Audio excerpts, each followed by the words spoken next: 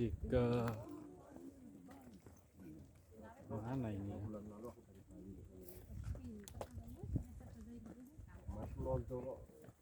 Angel, ini tempatnya apa namanya? Efraim. Ke Efraim, gereja Efraim. Jadi ini sisa-sisa bangunannya ya.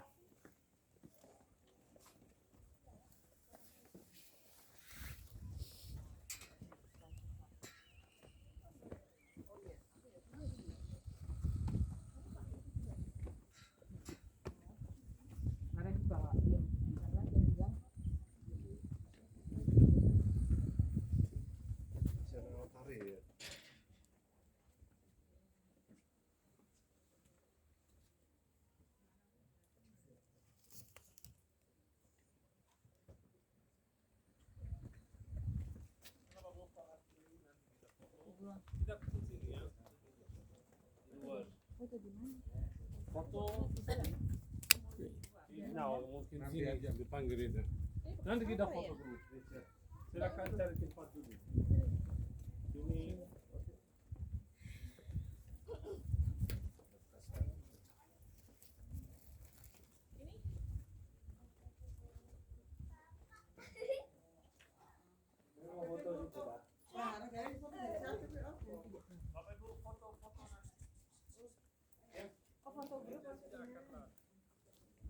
Ayo nih, mas panas.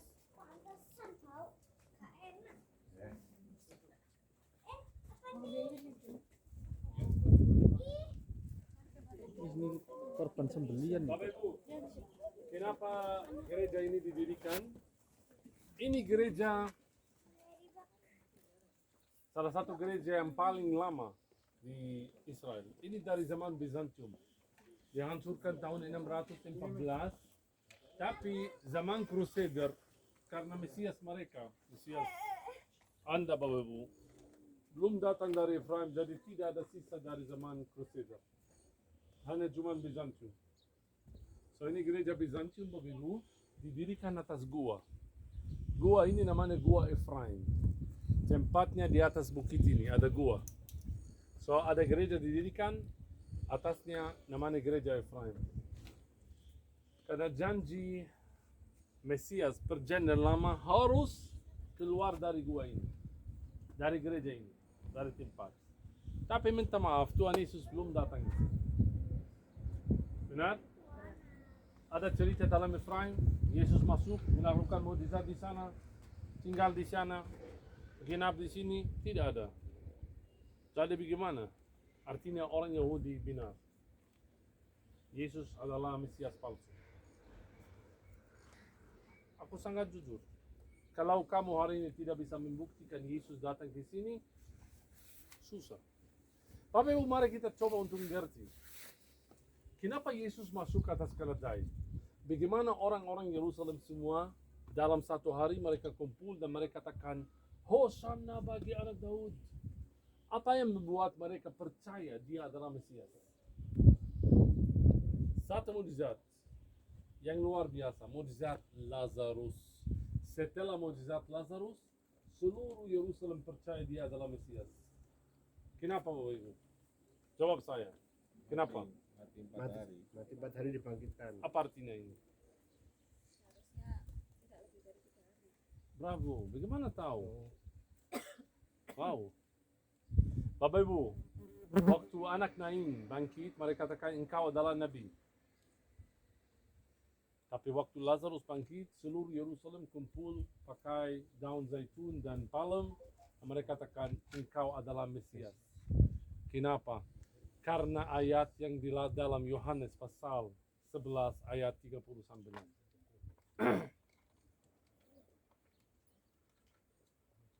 Dan saya akan menjelaskan dengan 3 dan 4 hari apa artinya.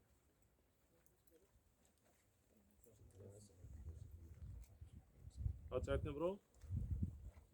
Kata Yesus, angkat batu itu. Marta, saudara orang yang meninggal itu, berkata kepadanya, Tuhan, ia sudah berbau, sebab sudah 4 hari ia mati. Dia bukan berbau.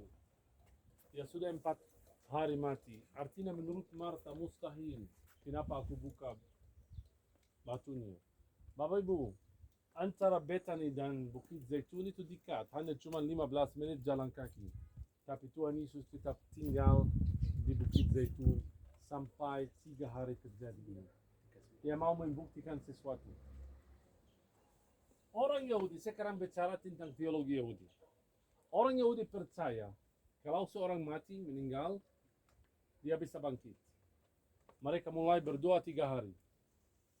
3 hari mereka berdoa dengan suara keras. Kenapa? Karena percaya mereka Bapak Ibu, dia bisa bangkit. Hari ketiga selesai. Kenapa begitu Bapak Ibu? Karena menurut Yahudi, menurut Mishnah, orang yang meninggal, spiritnya, ruhnya tinggal dalam kuburan, muter-muter dalam kuburan begini. Jadi, kalau mereka berdoa dengan iman, ruhnya bisa masuk lagi. Tapi hari ketiga matahari terbenam, spiritnya pergi. Jadi semua orang yang bangkit dalam firman Tuhan kecuali nubuatan Yeskiel tentang tulang-tulang ini, semua bangkit sampai hari yang ketiga. Kenapa waktu Tabita, masih ingat saya bicara tentang Tabita di Yope?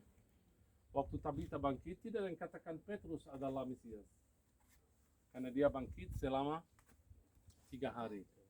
Kecuali satu, Lazarus. Bangkit pada hari yang keempat. Bapak Ibu, tandanya Mesias, walaupun atau setelah dia datang dari Efraim, ada satu mukjizat buat Mesias. Bagaimana dia bisa membuktikan dia adalah Mesias? Kamu harus lihat seorang bangkit pada hari yang keempat. Ini tandanya Mesias. Ini mukjizat Mesias spesifik buat Mesias. Kalau aku orang biasa, aku katakan aku Mesias. Oke, mungkin kamu benar, kamu bohong, benar? Jadi mana mukjizatmu? Orang buta melihat, bukan. Orang lempu jalan, bukan. Orang meninggal bangkit pada hari yang keempat. Ini mukjizat Mesias menurut tradisi Yahudi. 2015, grup saya masuk ke kuburan Daud di dalam. Saya sedang di luar tunggu mereka. Ada orang Yahudi punya kunci pakai hitam, dia panggil saya dari jauh. Hey you! Aku lihat dia bicara dengan siapa ini? Aku? Ya. Where you from? Dia bicara bahasa Inggris pertama. Saya orang Yerusalem. Oh, kamu bisa bahasa Ibrani? Bisa bahasa Ibrani. Kamu tour guide? Tour guide. Agama kamu apa? Saya Kristen. Grupmu dari mana? Indonesia. Mereka Kristen atau Muslim? Puji Tuhan Kristen. Berapa orang? Dia tanya terus. Aku biasa orang sabar, tapi sampai aku tidak sabar. Hey, stop. Kamu tanya terus. Kamu siapa? Dia bilang, aku Mesias. Begini, ini terjadi 2005. Oh, kamu Mesias? Ya, aku adil dan jaya. Aku akan menaklukkan Masjidil Aqsa. Begini. Oke, maju ke sini Mesias. Aku mau cek kamu. Boleh aku cek kamu? Dia bilang, ya, mau cek apa? Kalau kamu Mesias benar, aku ikut kamu. Tapi saya harus cek. Mr. Mesias, menurut kitab Mishnah, kamu harus lihat seorang bangkit pada hari yang keempat. Minta maaf, kami sebelum dengar tentang orang bangkit pada hari pertama, 2, 3, atau 4. Maksudmu? Maksud saya kamu bohong. Menurut kitabmu. Aku sudah belajar teologi Yahudi. Dia bilang, kamu jahat. Kenapa aku jahat? Aku bicara dengan suara kecil, dia mulai bicara dengan suara keras. Oke, kasih saya emailmu. Nanti aku akan kirim. Saya ada report tentang versi itu, Mishnah. Saya bilang mau kirim email. Saya ketawa, kamu Mesias yang modern punya email. Emailmu apa? mesias@yahoo.com. Dan kemudian dia jalan. Maksud saya Bapak Ibu, kalau kita ngerti bagaimana Mesias datang dan dari mana dan mukjizatnya, tidak mungkin dibohong dan bisa yakin siapa Mesias itu. Sampai sekarang aku belum katakan Yesus adalah Mesias. Kenapa? Karena kita masih ada masalah Efraim ini. Kalau kita bisa membuktikan hari ini Efraim atau cari sesuatu ini, mungkin ada rahasia dalam firman Tuhan, kita bisa yakin Yesus adalah Mesias. Tapi sampai sekarang aku tidak bisa membuktikan. Tapi dengar saya, Gereja kurang ngerti sesuatu itu selama 2000 tahun. Kalau kamu ikut celebration gereja, biasa Bapak hari Sabtu Lazarus bangkit, hari Minggu Yesus masuk Yerusalem. Dua acara ini selalu bersama. Juga di Israel. Hari Sabtu Lazarus, kami ke Betani. Hari Minggu pagi, kami ke Betfagi Bukit Zaitun. So, dua acara ini dalam satu abuna. Di seluruh dunia, bukan hanya di Israel. Sabtu Lazarus bangkit, Minggu Palem. Jadi menurut gereja bedanya antara Lazarus bangkit dan Minggu Palem satu malam. Walaupun aku yakin ada beberapa hari. Kenapa? Karena setelah Lazarus bangkit pada hari yang keempat, mereka tidak fokus tentang Lazarus, mereka fokus tentang Kristus. Mereka lari ke Kayafas. Kayafas, ya ampun, kamu masih tidur. Mesias udah di Betani. Mana dia? Bapak Ibu, Mesias Israel seperti tentara. Jadi menurut Kayafas, dia mau membunuh Mesias ini. Kenapa Kayafas mau membunuh Kristus? Karena kalau Mesias datang, tidak usah pakai imam besar. Levelnya, posisi Mesias lebih tinggi. So Kayafas sangat kaya by the way. Dari mana? Dari pajak bait suci. Dia ambil pajak bait suci. Dari mana dia punya istana besar? So dia takut kalau Mesias datang. Mana dia aku mau membunuh dia? Karena aku yakin Yesus tidak tampil lagi di muka umum. Tidak mungkin Yesus tinggal di Betani karena tentara Kayafas sudah pergi ke sana cari Yesus. Jadi Yesus hilang. Di mana Yesus hilang? Ini pertanyaan saya hari ini. Antara Lazarus bangkit dan masuk Yerusalem di atas keledai. Di mana Yesus pergi? Ini yang kita kurang ngerti. Kita mau coba dapat jawaban. Kalau tidak bisa jawab masalah Efraim ini, minta maaf. Tidak usah kamu berdoa lagi. Karena Yesus adalah Mesias yang palsu. Kecuali kalau kita bisa jawab. Dengar firman Tuhan katakan apa. Sekali lagi Bapak Ibu, ayat yang tadi, yang dalam Zakaria pasal 9, ayat 9 dan 10. The chariots of the Messiah will come from Ephraim. Jadi Zakaria, dia janji, Mesias Israel akan keluar dari tempat ini. Dari gua ini, gua Efraim.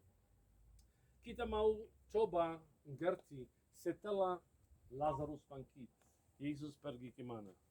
Yohanes pasti 11. Baca ayat 1 bro.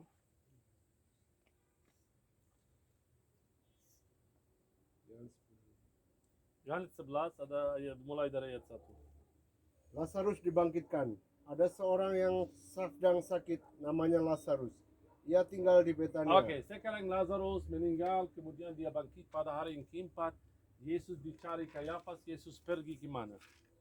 Saya ini dapat jawaban. Karena itu Yesus tidak tampil lagi di muka umum di antara orang-orang Yahudi. Dia berangkat dari situ ke daerah dekat padang gurun. Padang gurun itu sebelah sana, Bapak, dekat sekali. Ini, Yesus pergi ke daerah padang gurun. Karena itu Yesus tidak tampil lagi di muka umum di antara orang-orang Yahudi. Yesus berangkat dari situ ke daerah dekat padang gurun ke sebuah kota yang bernama Efraim. Dan di situ dia tinggal bersama-sama murid-muridnya. Baca ayat 54. Yohanes pasal 11, 54. Baca sekali lagi. Karena itu Yesus tidak tampil lagi di muka umum di antara orang-orang Yahudi. Ia berangkat dari situ ke daerah dekat padang gurun, ke sebuah kota yang bernama Efraim. Ini. So di tempat ini setelah Lazarus bangkit, Yesus datang bersama-sama murid-muridnya. Mereka tinggal di sini untuk beberapa hari. Mereka turun sampai daerah padang gurun, Jericho, naik lagi sampai Betani, dari Betani sampai Betfagi, dan di Betfagi mereka masuk, atau Tuhan Yesus masuk atas keledai. Puji Tuhan, firman Tuhan udah lengkap.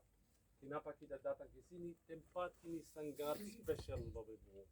Bukan hanya karena ada gereja bagus, buat foto grup, lihat dari zaman Bizantium beda dari gereja yang lain. Karena kita berada di depan tempat Tuhan Yesus tinggal bersama-sama murid-muridnya. Kenapa dia cari Efraim? Karena ini Bapak Ibu, wilayah Samaria. So tidak mungkin dicari Kayafas di sini. Ingat saya katakan ini berbatasan Samaria sama Judea. So wilayah Bapak Ibu, kekuasaannya Kayafas itu Judea. Samaria itu wilayah lain. So jadi di sini sangat aman buat mereka. Puji Tuhan. Mungkin ada 10 hari. Lebih. Tidak jelas. Tapi tidak mungkin 1 malam. Karena jalan dari sana ke sini sekitar 1 hari. 1 hari jalan di sini. Yesus siapkan diri di sini. Mereka tinggal dalam gua Efraim ini, Bapak Ibu.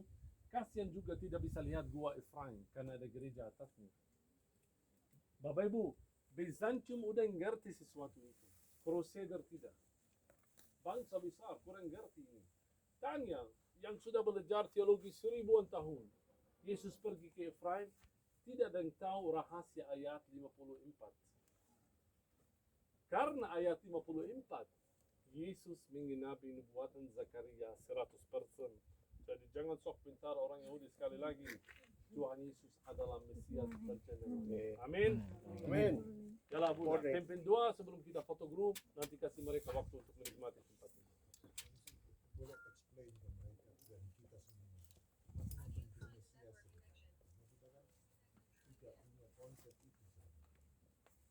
Oke, ini cerita panjang sekali Abuna. Mesias apa artinya, maksudnya, dari mana semua aku lebih menjelaskan sedikit saja karena ceritanya panjang. Masih ada acara padat hari ini Bapak Ibu. Mesias itu adalah Raja Damai. Kalau saya katakan Raja, gambarnya Raja itu tentara. Saya explain sebelumnya Bapak hanya sedikit tentang Mesias. Kenapa ada chariot? Chariot itu dalam bahasa kereta ya. Kereta itu biasa buat kuda. Benar? Bukan buat keledai. Jadi ada gambung dalam firman Tuhan di Zakaria antara kereta dan antara keledai. Keledai gambarnya apa? Orang yang murah hati, humble. Dan chariot ini gambarnya apa? Power. So power yang humble itu adalah Mesias. Tuhan Yesus adalah Mesias, tapi bukan dalam kepala Yahudi atau Muslim. So waktu Isa Al-Masih datang, waktu Mesias mereka datang, dia akan membunuh orang begini, dia punya bla bla bla. Dan ini alasan kenapa mereka menutup Golden Gate, Yerusalem. Karena pikiran mereka Abuna atau konsep Mesias buat Kristen sangat jauh sama konsep Yahudi dan Muslim. Dia keturunan Daud. Kalau saya katakan aku keturunan orang ini, artinya mirip sekali. So dia karena dia tentara. Bedanya Daud masuk Yerusalem, menaklukkan Yerusalem dari suku Yebus. Tuhan Yesus kerajaannya bukan di dunia ini, di surga. Ini yang mereka kurang ngerti. So ini pertanyaan yang sangat penting untuk ngerti konsep Mesias antara Kristen dan agama lain. Karena bisa ngerti siapa Kristus itu. Kenapa dia adalah Raja Damai begini. Anyways Bapak Ibu, ya kita berdoa. Sungguh benar engkau menggenapi setiap nubuatan yang pernah engkau lepaskan ribuan tahun sebelum kedatanganmu yang pertama. Dan kami percaya bahwa itulah sebabnya kami bisa berkata Yesus adalah Kristus Mesias, Raja di atas segala raja, Tuhan di atas segala Tuhan. Terima kasih Tuhan, kembali lagi kami dibuktikan. Kami mempunyai bukti, kami punya landasan firman yang sudah diajarkan oleh Ramsi. Dan hari ini kami makin yakin lagi, kami makin percaya lagi. Kami bisa menjawab ketika orang bertanya, siapa Yesus? Kami berkata, dialah Kristus, Raja, Mesias atas hidup kami. Terima kasih Tuhan, oleh sebab itu kami mendedikasikan hidup kami. Berkata, Engkaulah Raja, Engkaulah yang memerintah, Engkaulah yang mengatur setiap kehidupan kami. Datanglah kerajaan-Mu, jadilah kehendak-Mu di bumi seperti di surga. Dalam nama Tuhan Yesus Kristus kami sudah berdoa. Amin. Amin.